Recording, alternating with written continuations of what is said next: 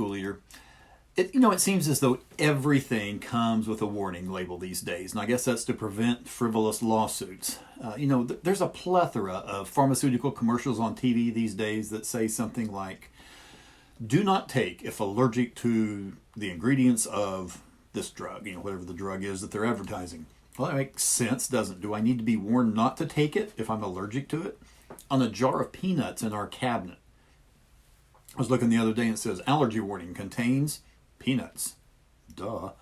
Well, we can laugh at these, but we also know that there are times when we need to be warned.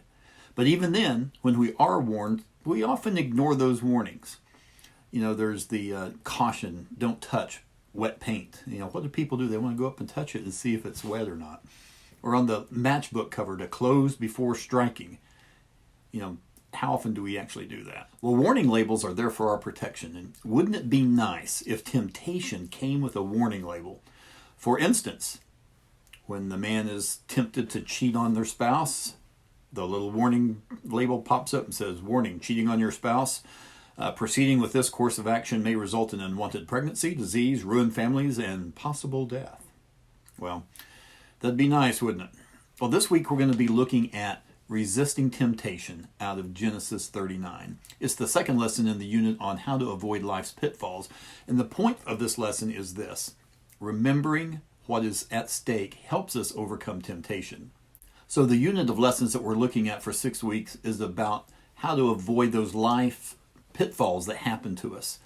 Now, the reason we're going to be looking at overcoming temptation, or the reason we're going to be looking at avoiding the pitfall of temptation this week is, because honestly, let's face it, a lot of the messes we find ourselves in, number one, they're our own fault. And they are our own fault when we succumb to temptation. And before you know it, we find ourselves in a situation we wish we weren't in. So if we can avoid temptation, if we can overcome temptation, then we're going to be better off. And we wouldn't find ourselves in so many messes. Sin promises great things up front in the short term, but it's only after we give in that we learn about those long-term consequences. So if we remind ourselves of the consequences ahead of time, when we know what's at stake, then we're better equipped to resist temptation. We're continuing looking at the life of Joseph. Now, he was a man who clearly saw the harmful consequences of giving in to temptation. His example can help us heed the warning labels that we encounter as we face temptation each day. Now, as you look in Genesis chapter 39, the first 7 verses, we see there that Joseph, he wasn't where he wanted to be. Where was he? He was in Egypt. Remember, he was betrayed by his brothers last week on a caravan of Ishmaelite traders, and they were going down to Egypt.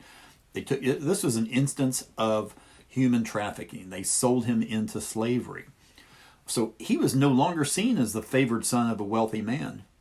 Instead, he was what? He was just a slave. So let's remember this. It doesn't matter. It doesn't matter what your earthly title or your earthly label is. If you're a child of the king, you're a child of the king no matter what label you have or others put on you. Well, in Egypt, Joseph became the property. He was a slave. He became the property of a man named Potiphar. And we know very little about him except what we're told here in Genesis 39. Now, the key thing here to remember in these verses is that Potiphar saw the hand of God on Joseph. We see that in verse 3. Joseph's master saw that the Lord was with him. And that the Lord made everything he did successful. And there in verse 5 it says, the Lord blessed the Egyptian's house because of Joseph. See, the Lord's blessing was on all he owned, his house and his fields. It wasn't just Joseph that was blessed, but his life became a blessing to others as well. In verse 5 it says, Potiphar became wealthy and prospered, even though he was not a follower of Yahweh. So when you live right, your life can be a blessing to others, even non-believers. Well, Joseph served both God and Potiphar with great faithfulness. Verse 6 sums this up about Joseph's integrity. Potiphar did not concern himself with anything except the food he ate. He turned it all over to Joseph. The Hebrew phrase translated did not concern himself literally says Potiphar did not know what was in his house. He just turned it all over. Joseph took care of things so well that Potiphar didn't even have to think about him at all. It's nice to have someone like that working for you, isn't it? You don't have to constantly go behind them and check them and check and see what they're doing and correct their mistakes. Not with Joseph. He turned it over to him and he was good to go. Well, as we continue on in Genesis chapter 39, verses 8 through 10, we see in this section of verses that Potiphar not only trusted Joseph with his house and fields, but also with his wife. He believed that Joseph was trustworthy. Now, at the same time, Joseph knew his behavior needed to reflect that trust in order to remain esteemed by his master. But sadly, because of Potiphar's wife, Joseph had to continually stand his ground in order to remain faithful. Day in and day out, she attempted to seduce Joseph. She tempted him to do wrong.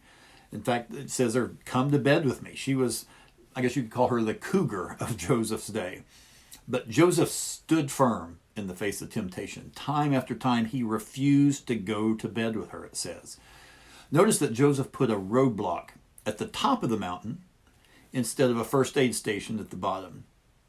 Instead of setting a plan in place to fix the problem, he set a plan in place to make sure that there wasn't a problem to begin with. And why did he do this? Because he knew what was at stake. So here's a question. What's at stake when we give in to temptation? I don't mean sexual temptation necessarily, but any temptation. What's at stake when we give in to it? Well, of course, it depends on the temptation.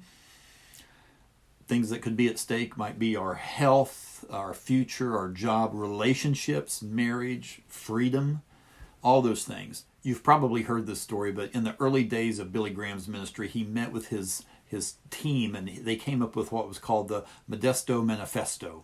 And one of the standards that was set in place has now become known as the Billy Graham Rule. Now, Vice President Mike Pence several years ago publicly adopted this rule, and he was criticized and made fun of. And the thing is, to avoid any appearance of sexual impropriety, Billy Graham and Mike Pence made it a point to never travel with, meet with, eat alone with any other woman alone other than his wife. This reminds me of that old saying, to avoid slipping, avoid slippery places. That means being proactive, putting safeguards in place, guardrails to keep you from going over the edge of the cliff of sin. Well, Joseph obviously had some similar convictions to Billy Graham. And we know from verse 9 that he valued his position in Potiphar's house. And he valued even more his relationship with God. And again, he knew what was at stake.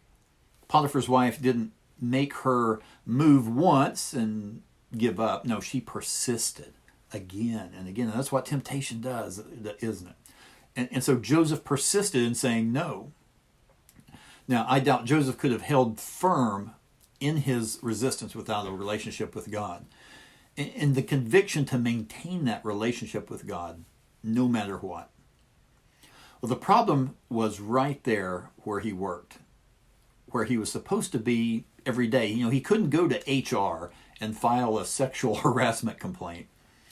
And so a question for us here is, how do we flee temptation? Right? What kind of, how do we do that? Or what kind of negative effects result when we give in to temptation? Well, it's an offense to God, and it makes the sin easier the next time to do.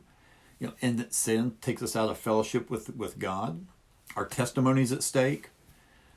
Our relationship, our fellowship with the Lord, of course, is harmed. When we look on down in the last couple of verses 11 and 12 of chapter 39, we should avoid temptation whenever possible by being proactive and putting those guardrails up ahead of time.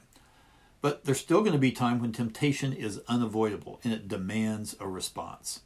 And that's what happened to Joseph here.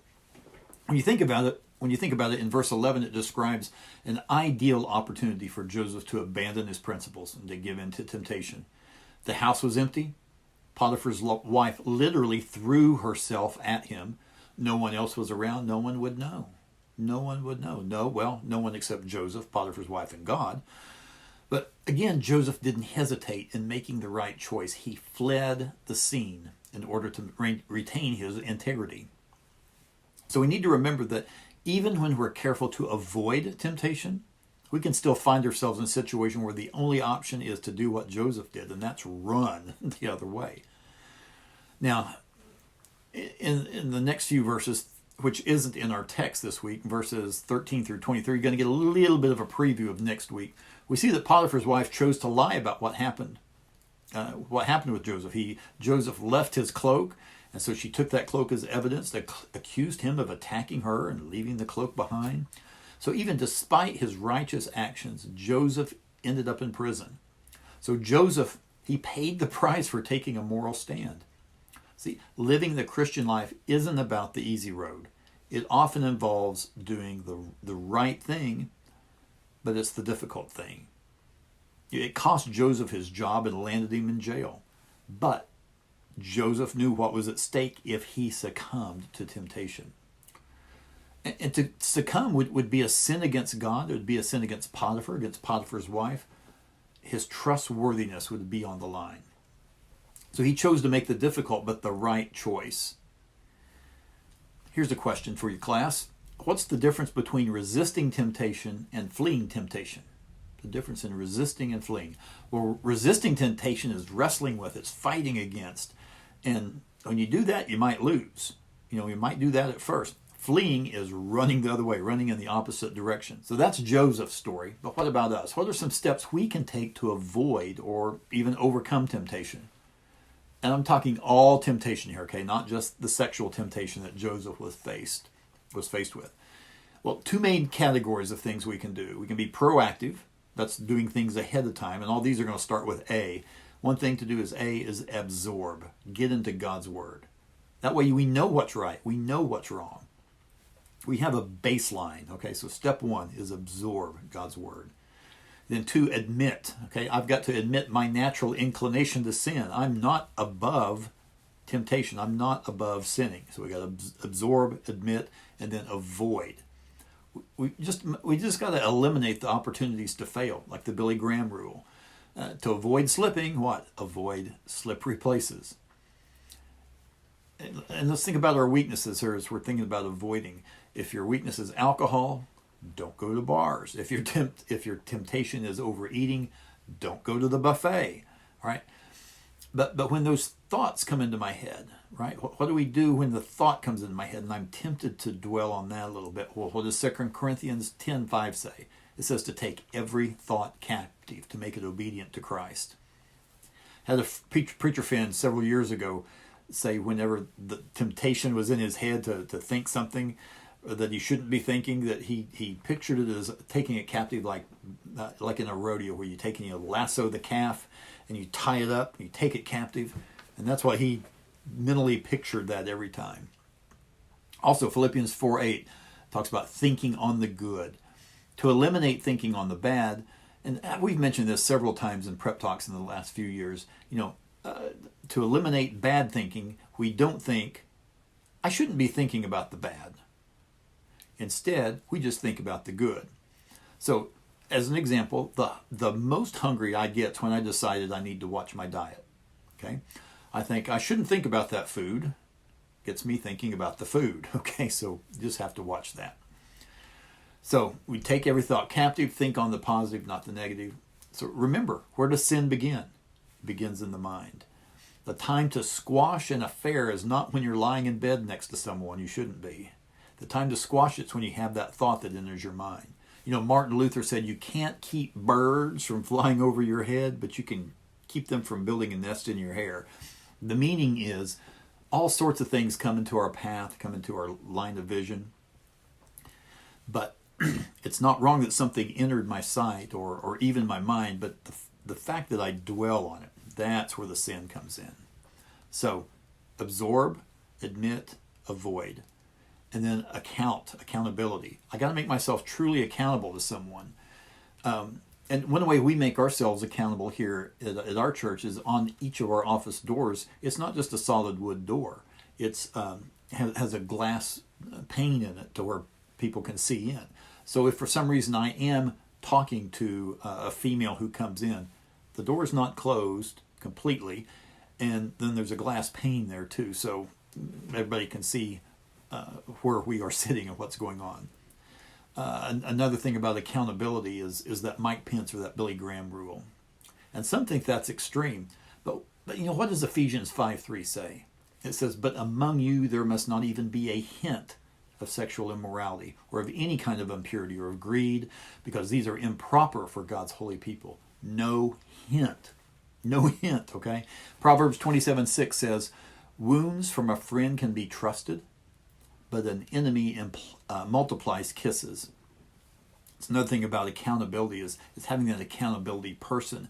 And the person who can say those harsh things to me that I really don't want to hear, that's better than just being given lip service by someone who's not my friend.